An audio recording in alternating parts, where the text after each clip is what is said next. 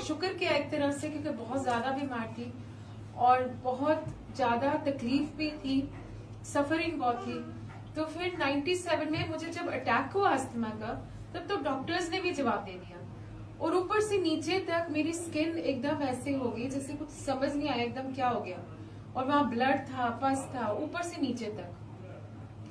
सो फिर क्या हुआ कि एक संगत है, मतलब कोई पुरानी और नई वैसे नहीं होता। गुरुजी हमेशा कहते थे ए ਤੁਹਾਡਾ जन्म जन्म का रिश्ता होता है अपने गुरु नाल, लेकिन मतलब जस्ट फॉर रेफरेंस हम वो पुरानी संगत थी, और उसने मुझे नज किया और कहते मेरे गुरुजी आए हैं दिल्ली पंजाब से, आप एक बार मिल लो, आप बहुत डिस्ट्रेस लग रहे हो।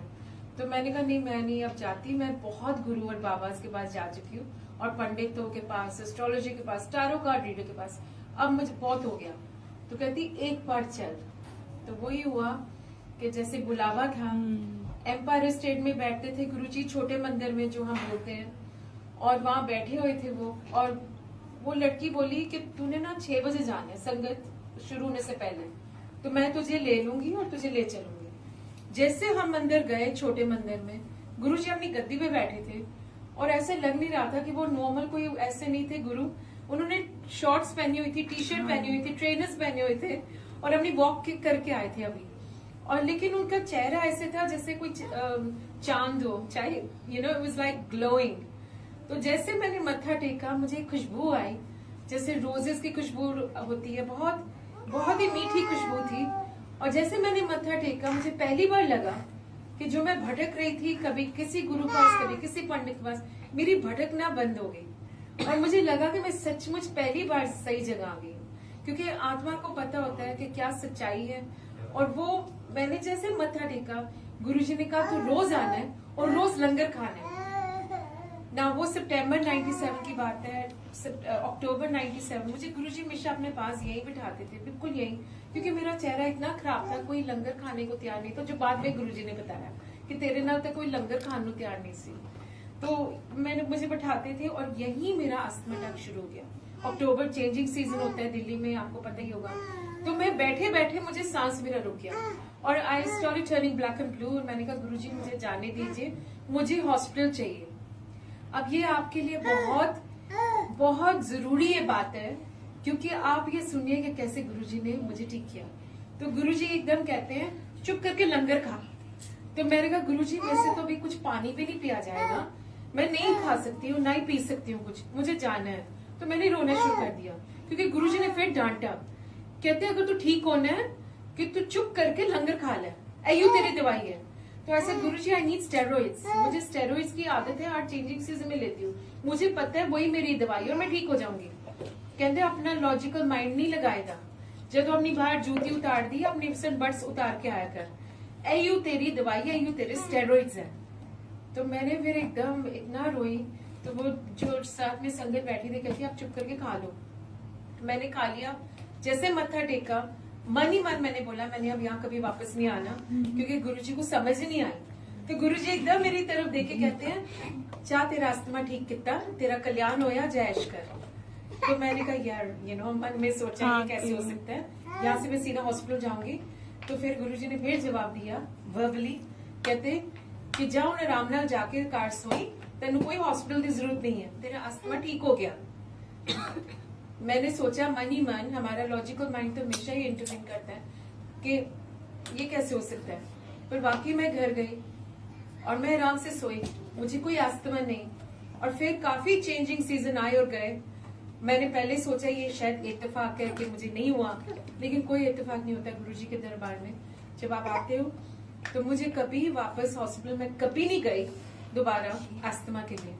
तो वो एक लंगर के साथ, हमारे लंगर में इतनी शक्ति है, चाहे वो चाय प्रसाद हो, चाहे कुछ हो, चाहे वो आज जैसे हमने दी है, वो चाय नहीं है, वो हमारा एक्चुअली प्रसाद है।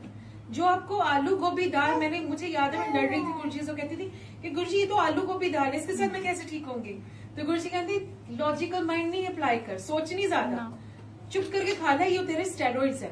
तो गुरुजी ने आपको ब्लेस कर दिया आपके लंगर को, तो वो सचमुच दवाई है जिसके लिए आप आए हो, वो गुरुजी को सिर्फ पता है। बीमारी तो हर रंग में आती है, चाहे फाइनेंशियल हो, चाहे इमोशनल हो, रिलेशनशिप प्रॉब्लम्स जो होती हैं, चाहे फिजिकल हो, तो वो तो गुरुजी जानते हैं। नानक दुखिया सब संसार, गुरुजी हमेशा कहते थे कोई ना कोई कष्ट तो हर इंसान नु है, तो अपने कर्म कट लो। कर्म मैं कटवान आया थोड़े। हर युग में कोई ना कोई अवतार आया, तो गुरुजी इस युग में जिसको हम कलयुग कहते हैं, जिसको असल में हम अब घोर कलयुग कहते हैं, तो गुरुजी आए हमें ताड़ने के लिए, हमें समझाने के लिए कि रब है। क्योंकि गुरुजी कहते थे, खासकर दिल्ली में, मैं दिल्ली में रहती हूँ, आधा दिल्ली आधा मैनचेस्टर, पर दिल्ली की संगत है मैंने बिल्कुल नहीं समझी। वो समझती है कि पैसा रब है, और दिल्ली में तो ऐसा है ही। तो गुरुजी कहते कभी कोई महापुरुष कभी दिल्ली पहले नहीं आया, मैं पहला महापुरुष हाँ, क्योंकि तोनू लोड़ है, तोनू तारन आया। आगे सुनिए, बहुत महीने बीत के मेरी जर्नी स्टार्ट हो गई थी, स्पिरिचुअल जर्नी कह लीजिए। और मैं जैसे जैसे मैं गुरुजी के पास आती रही, एक लगन लगती गई। दिल ही नहीं करता था, एक बार बैठ के तो दिल ही नहीं करता था कि हटने के लिए। और फिर एक बार क्या हुआ, जब मैं बैठी, गुरुजी 98 की बात है, ये समर में, तो गुरुजी ने कहा तेरा तू श्रद्धा में पास हो गई, तेनू नींबू की तरह निचोड़े है, तेरा स्किन कैंसर ठीक किया। और जब ऐसे बोले गुरुजी, मैंने एकदम देखा इनकी तरफ, मैंने कहा मैंने तो बताया नहीं था, चाहे मेरा फेस एकदम डिफॉर्म था, मेरी आंखें बंद थी, तो मेरा अगर हंसती थी तो फेस एकदम ब्लीड होता था, तो बुरा हाल तो था ही, और कोई मेरी शक्ल देखता ही नहीं था, क्योंकि जो कोई संगत आती भी थी तो ऐसे आंख मोड़ लेती थी मेरी शक्ल देख, इतना भयानक शक्ल थी मेरी।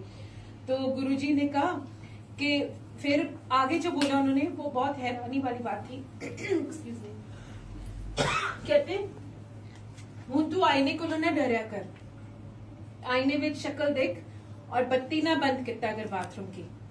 जब ये बोला मैंने कहा ये तो बहुत पर्सनल चीज है, मैं वाकई बाथरूम की बत्ती अपनी बंद करके फिर जाती थी, क्योंकि डरती थी कि कोई आईने में मेरी शक्ल ना दिख जाए मुझे, क्योंकि मैंने रोना शुरू कर देती थी। तो मैंने एकदम चौंक के गुरुजी की तरफ देखा, तो गुरुजी कहते हैरान क्यों रही है, तो सस्ते विच रब मिल गया, तो ना बैठ भी जाता है, खा भी लेंदा, गल्ला भी कर लेंदा, तब तो पता ही नहीं था मैं कौन है। जो मैं चले जाऊंगा ना तब समझ आएगी कि कौन आया से। सो कहते एक दिन आएगा लाइनें लग जानी है मंदिर च, इस करके आया करो, जब मैं कहना रोज आना है तेरा मतलब रोज आना है। उन दिनों में छोटे मंदिर में 7 दिन लगता था लंगर, तो 7वें दिन गुरुजी ने कहा था कि आना ही आना है। तो ऐसे मेरी जर्नी कंटिन्यू होती गई। तो मैं फास्ट फॉरवर्ड थोड़ा सा कर रही हूँ। फिर 2007 में जब गुरुजी अपना चोला छोड़ के जा रहे थे, तो मुझे कहते हैं वो मैं मतलब ऐसे डायरेक्टली नहीं बोला मैं जा रहा, पर कई लोगों को बोला था, उन्होंने बोल दिया था कि मैं जा रहा।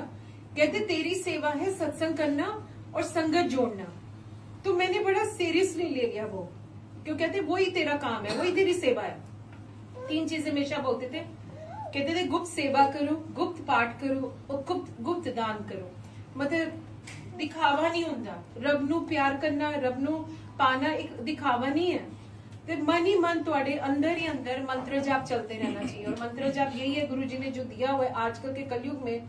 ओम नमः शिवाय शिव जी सदा सहाय, ओम नमः शिवाय गुरु जी सदा सहाय। कहते इससे आपके कर्म कटते रहते हैं, आहिस्ता आहिस्ता कटते रहते हैं। तो उन्होंने बड़ा सिंप्लीफाई कर दिया था रिलीजन को। मुझे याद है एक बार मैं बैठी थी, मैंने कहा गुरुजी कि मैं ना पाठ पूजा नहीं करती हूँ। कहते बड़ा चंगा करनी है। तो मैंने कहा गुरुजी ये कैसे हो सकता है? कहते नहीं, क्योंकि तुम्हारी असली पाठ पूजा है तुम्हारे कर्म। तो आपके कॉन्डक्ट, आप कैसे पेश आते हो दुनिया से, आपकी सोच क्या है, आपका बोलते क्या हो, करते क्या हो। सो इसलिए आपकी सोच उससे लेके आपकी करनी जो है और बोलनी जो है उसमें बहुत नम्रता रखो, दया रखो, कंपैशन रखो। कहते जिहदे अंदर दया नहीं वो वैसे ही रब को दूर है। तो इस करके तुहाडी जिहड़ी कॉन्डक्ट है वो यू तुहाडा रब है, वो यू तुहाडा रिलीजन है। और रिलीजन में तो कितनी वो होती है, सुपरस्टिशंस, वहम होते हैं, कितनी रिचुअल्स होती हैं। तो कहते थे मैं थोड़ी वहम तो हटाना आया, वहमा में थोड़ी ना रब है। मन होई चंगा ते नलके दा पानी भी गंगा। मैनू पता है तुस किस भावना ला रहे हो अपने गुरु को, ते जो भाव है तुहाडा वो मैं जानना। इस करके तुसी रब नू तुसी बेवकूफ नहीं बना सकते कि मैं 2 मिनट ह्यूमिलिटी बस मत्था टेक लिया, कार जाके फिर कलेश। कहते से नहीं, तुसी कार नू भी मंदिर बनाओ, अपने मन नू मंदिर बनाओ, तुसी अपने आप नू सुधारो। कहते नीता मेरे उसे कैंसर, अस्थमा, डायबिटीज ठीक करना तो मामूली चीज है, तो ठीक करना मुश्किल है, क्योंकि तुसी अपने कर्म नहीं सुधारते। तो वो फायदा नहीं है आप सत्संग आओ 2 मिनट के लिए मत्था टेको और घर जाके वही गलत काम करो। क्योंकि गुरुजी को पता है, एक बार आप गुरुजी से जुड़ जाते हो, गुरुजी को आपके हर सोच का पता है, हर करनी का पता है, और हर जो आप बोलते हो वो सब पता है उनको। तो इसलिए आप हमेशा यही सोचोगे गुरुजी अपने चरणों में रखो और आप ही मुझे बदल सकते हो, खाली आप ही, क्योंकि गुरुजी ही हमें मतलब हमें प्योरीफाई करते हैं, हमें शुद्ध बनाते हैं, हमें बनाते। कहते थे हमेशा जब किसी का कल्याण करते कहते ले मैनू बंदा बनाते देख ले। तो अपने आप ही मतलब तुम टाइम के साथ आते आते अपने आप देखते हो चेंजेस आती है।